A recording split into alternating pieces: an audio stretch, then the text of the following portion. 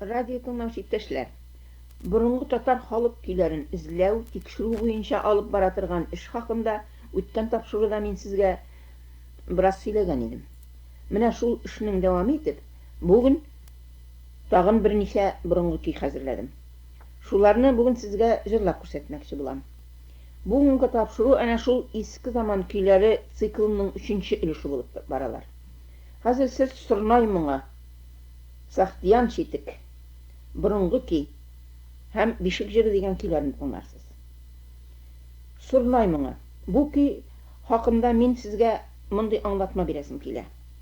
Бу көйне мин бала чакта ук кемнәндер ишетеп калган идем. Көйнең исемен дә, сүзләрен дә белмидер идем. Моңарчы бу көй халыкка бер дә ишетелгәне юк, дияр идем, ләкин композитор Ключеров аны скрипкада уйнар өчен бер кичкенә әсәр итеп эшләгән булган. Һәм ул әсәр скрипка остасы Халидә Әхтәмова башкаруында радио аркылы ишетелгәләгәне дә бар. Александр Сергеевич Ключеров бу борынгы көйнең исемен Шам шәһәре дип язып калдырган. Минем уйлавымча, биредә ниндидер бер ялгышлык киткән булса кирәк. Чөнки Шам шәһәре яисә Шам Шәриф дигән көйнең сүзләрен мин таптым. Менә ул сүзләр. Шам Шәрифкәй дигән ай шәһәрдә кич ахшамсыз капка ябылмас. Үткән гомер белән калган хәтер сатып алыйм дисәң табылмас. Ләкин бу сүзләрне әлеге бүген сезгә җырлап күрсәтәчәк көйгә җырлап булмый. Бу сүзләр ул көйгә ятмыйлар, туры килмиләр. Димәк, бу көй Шам шәһәре дигән көй түгел. Шам шәһәре дигән көй хәзер онытылган булса кирәк, аны белгән кеше әлегә юк. Ә соң мин бала чаклык ишеткән, бүген җырлап күрсәтергә теләгән көйнең исеме ничек икән соң? Заман үтү белән бу көйнең исеме дә, сүзләре дә онытылып югалып калган булса кирәк. Күп кенә кешеләрдән сорашып карасам да, кызганычка каршы көйнең сүзләрен дә, исемен дә белүчене тапмадым. Бәлки радио тыңлаучылар арасында бу көйне танучылар, белүчеләр табылыр. Әгәр дә бу көй чыннан да берәр кешегә таныш булып чыкса, бу хакта радиокомитетка хәбәр итүегезне сорар идем. Бу көйне күптәннән радио тыңлаучылар өчен җырлыйсым килсә дә, сүзләре булмау аркасында җырлый алмыйдыр идем. Әле менә күптән түгел миңа композитор Рөстәм Яхин һәм драматург Хөсәйнов иптәшләр белән очрашырга туры килде. Ул очрашуда билгеле музыка, җыр хакында сүз барды. Мин исә әлеге борынгы матур көй хакында үземнең фикерләремне сөйләп бирдем. Күптәннән җырлыйсым килсә дә, сүзләре булмау аркасында җырлый алганым юк дип сөйләдем. Бу сөйләшүдән соң озак та вакыт үтмәде, иптәш Хөсәйнов бу көйгә махсус минем өчен сүзләр язып китерде. Халык көйләренә, бигрәк тә борынгы көйләргә сүзләр, ягъни текст язу, гаять дәрәҗәдә җаваплы эш. Текстның авторы бу эштә берничә шартны үтәргә тиеш. Беренчедән, язган сүзләр көйнең мелодиясына ятып торырга тиеш. Музыканың рухына туры килергә тиеш. Икенчедән, сүзләр үзләренең эчтәлеге, ниндидер айрым детальләре белән шул борынгы көй туган заманнарны хәтерләтергә тиеш. Шушы талаплардан чыгып караганда, иптәш Хөсәйнов язып китергән сүзләр минемчә шактый уңышлы килеп чыккан. Бу эше, бу ярдәме өчен иптәш Хөсәйновка миннән зур рәхмәт. Менә ул сүзләр. Бер яшь егет төн йокламый, өзелеп уйный Сорнай. Күңле уйлый бер яшь кызны, чәчләре төн, йөзләре ай. Йоклый алмый җиткән кызлар, бигрәк сөйләр бу егет дип. Кемне сөяр, кемне алыр, кемне итәр бәхетле дип. Йоклый алмый ята картлар, ай-һай өзелә бу егет дип. Шулай янган, көйгән чаклар бар иде бит безнең дә дип. Тик бер кыска йөзләре ай, тәрәзә ачмый, йөгереп чыкмый. Гыйшык хәлен әле ул белми, тыныч йоклый, гамсыз йоклый. Шушы яңа язган сүзләрдән чыгып, без бу көйгә Сорнай моңы дип исем дә бирдек. Сорнай борынгы замандагы тынлы музыка коралы. Татар халкында хәзергә чорда Сорнай кулланылмый. Ул онытылган. Ләкин аның электә булуы, безнең бабаларыбызның Сорнайда уйный белүләре бик табигый. Алай гына да түгел. Хәзер мин сезгә җырлап күрсәтәчәк көйнең моңы, бормалы бизәкләре минем колакка нәкъ менә борынгы Сорнай авазларыннан, Сорнай уенында килеп туган көй шикелле булып тоела. Шулай итеп, әлеге көйнең бара торгач исеме дә, сүзләре дә барлыкка килде. Хәзер инде бу көйне иптәшләр тыңлап карагыз.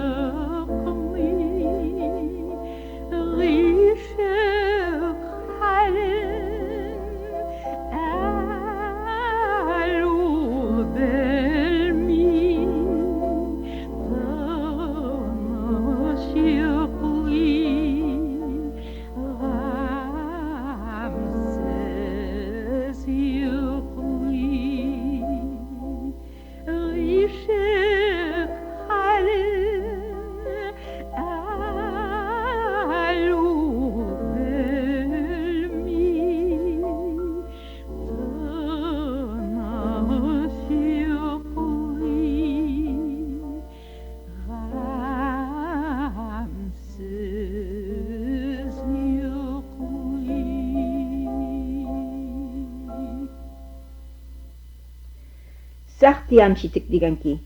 Бу көйне мин бик кечкенә чакта ук авылга җыенга кайткач, Урта Ышын дигән авылда әниемнең сеңлесе Шәмселхаят ападан отып алган идем. Бу көй шулай ук бик борынгы булса кирәк. Чөнки беренчедән мин аны ишетүем дә бу гасырның башында ук 1905-10 елларда ишеттем. Бу көй борылышлары, аерым бер җырлау манералары һәм искиткеч матур борынгы сүзләре белән минем истә калган. Аның сүзләре хәзерге чорда кулланыла торган табигый сүзләр түгел, ә иске заманда безнең ерак буын бабаларыбыз җырлаган сүзләр икәнен аңлап була. Мәсәлән, Сәхтиян читек сауры башмак тау битендә йөреп туздырдым. Алтай җәйне, алтай кышны, син җаныемны уйлап уздырдым. Аягыңдагы читегең болгар икән ылпаны, сине сөйми кемне сөйим, син бит җегетләр сылтаны. Сәхтиян читек зур булмас, конышлары киң булмас. Күрешкәндә бәгырем бер сөйләшик, инде күрешү безгә тиз булмас. Бу көйне тыңлаганнан соң, һәркем аның борынгы заман көе икәнен төшенәчәк.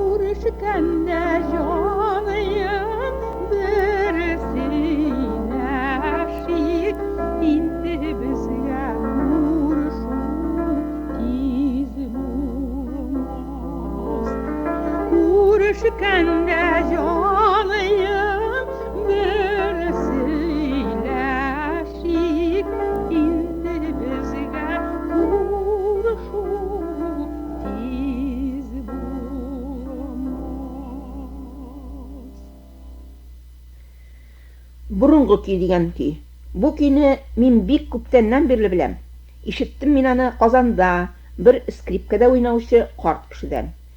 Сирәк-мирәк элекке заманда да безнең татар арасында скрипкада уйный белүчеләр очраштырган иде. Ни өчендер гадәттә скрипкада уйный белүчеләр олырак, картрак кешеләр булалар иде. Алар скрипкада бик моңлы итеп, озын сузып, җылы, йомшак, авызлар белән иске озын көйләрне уйнаучан булалар иде. Менә шулай бер заманны бер карт кешенең сыздырып уйнавында мин бөтенләй миңа таныш булмаган шушы көйне ишеттем. Никадәр җентекләсәм дә, бабай кеше көйнең исемен миңа әйтә алмады. Бу балам бик борынгы көй дип кенә куйды. Соңыннан истән ныграк калдырыр өчен көйне мин мандолинда өйрәндем. Ләкин мандолинаның мөмкинлекләре көйне скрипкадагы шикелле үк бормалары, матур бизәкләре белән бик матур бирә алмый иде. Шулай да бу көй минем йөрәгемдә бабай уйнаганча бөтен бормалары һәм тирән моңлылыгы белән нык урнашып калган. Бу көйне мин бик нык яраттым. Сүзләр булмаганга күрә бик күп еллар мин аны җырламадым. Ләкин күңелем белән еш кына ул көйне күз алдыма китереп, шыңшып йөргәнлектән, көй минем хәтердә бик нык урнашкан. Соңрак инде мин аңар халык җырлары арасыннан көйнең тиешле характерын бирерлек сүзләр эзли башладым. Һәм ниһаять озак кына эзләгәннән соң ул сүзләрне таптым да. Тыңлагыз, ул сүзләр менә булай. Ышасыңла кышкай кай илләргә, ышмыйсыңмы безнең илләргә? Ыша калсаң кышкай шул якларга, сәлам әйт син туган илләргә. Безнең туган илкәй бигрәк ямьле, болыннары кыры хуш исле. Урманнары җиләк җимешле. Бар син кышкай, бар син безнең илгә, анда матур җирләр күрерсең. Тәмле суларын син эчәрсең, ак мамыктан ия үрерсең. Минем төп теләк бу яраткан көемне халыкка җиткерәсем һәм тарих өчен саклап калдырасым килде. Көйнең исеме дә заманнар узуы белән югалып калган. Мин аның исемен туп-туры бабай әйткәнчә борынгы көй дип билгеләдем. Һәм шул исем белән радио тапшырулар өчен әзерләдем дә. Ни өчен соң мин бу көйгә сагыну сүзләре сайладым икән? Менә ни өчен? Минемчә, бу көй моңлы, сагышлы, кешенең йөрәгенең иң нечкә хислары тудырган көй шикелле тоела. Элекке заманда сагыну, моңаю җырлары халыкта еш кына очрый торган булган. Бигрәк тә туган илдән аерылып еракка 25 ел солдат хезмәтендә булулар, яисә ерак җирләргә эш эзләп китеп тә озак еллар туган илгә кайта алмыйча сагынып яшәүләр, яисә ерак җирләргә кыз баланы кияүгә биреп җибәрү шикелле хәлләр, булар барысы да халыкта сагыну моңнары тудырганнар. Һәр хәлдә туган илне сагынып кайта алмыйча интегеп җырлауга мин бу көйне бик килешеп тора дип таптым. Һәм менә шундый сүзләрне туган илне эзлеп сагыну җырларын эзләп тә таптым. Хәзер иптәшләр, әлеге борынгы көйне җырлап күрсәтәм, тыңлагыз.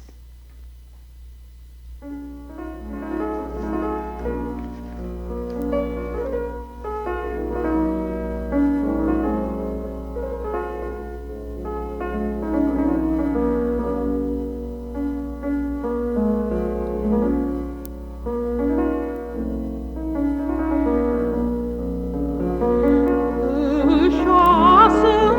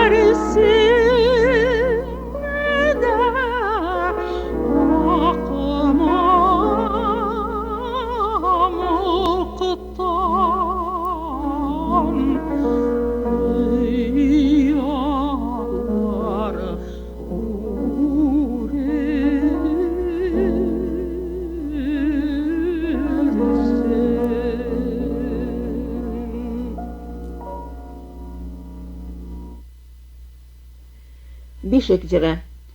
Бу бишек җыры бик күптәннән инде бала тирбәткәндә җырлый торган көй булып, халык арасында нык таралган, яләнелгән көй. Көйнең аваз аһыңнары да, сүзләре дә бик борынгы, буыннан буынга күчеп, бишек җыры булып килгәнлеге күренә. Тукай мәҗмуасында да бу җырның берничә тонышын очратып була. Тукай ул сүзләрне шын халык моңына ихтирам йөзеннән үзенең мәҗмуасына керткән булса кирәк. Бу көй халык арасында элек-электән таралган бишек җыры, ләкин моңа кадәр эфирда аның яңгыраганы да, радио язмаларында язылганы да юк. Менә ул көйнең сүзләре. Әлли-бәлли итәргә ал бишеге бар аның, иркәләргә сөяргә үз әнкәсе бар аның. Әлли-бәлли җом күзең йолдызым. Киштән йокың кала да, елап үтә көндүзең. Әткәсаның куй суяр, әнкәсаның май турар, җылак бала ашап туяр, елакларын ташлап куяр. Әлли-бәлли итәр бу, үсеп буйга җитәр бу, мәдрәсәгә китәр бу, галим булып җитәр бу. Әлли-бәлли итәрмен, изге теләк теләрмен, акыллы бул, батыр бул, бәхетле бул диярмен. Әлли-бәлли бәлли бәү, бәлли-бәлли бәлли бәү.